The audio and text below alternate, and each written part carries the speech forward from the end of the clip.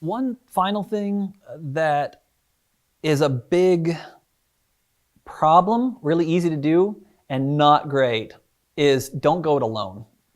I have seen so many entrepreneurs get into this isolated place where they are all alone, they're making their own decisions, they are just pulling on threads of wisdom from here and there, and taking one-dimensional isms and applying them, broadcast across their whole organization. Is, it's just bad. There's so many things negative things that happen as a result of operating in isolation. When I was growing up, I actually, from a very early age, I got stuck into this belief that I'm all I've got and I can't depend on anyone else.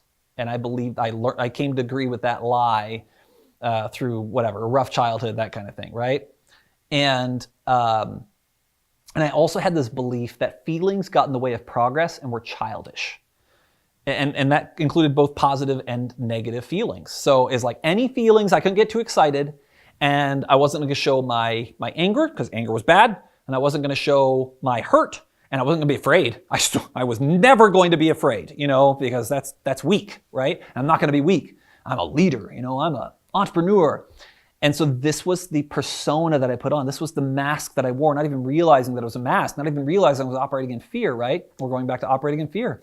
It's all tied together, right? We get isolated because we're afraid and because we operate by those fears. We operate by those lies that aren't even true, but we're operating like they're true. It's this amazing thing we as humans do. We agree to lies and operate like they're true. And it happens a lot of times in childhood. That's why we got to go back and unwork all of our childhood stuff, because we agreed to so many things as children, and now we operate like they're true, and we show up in very immature ways because we're still acting like children and operating by childish lies that we've agreed to.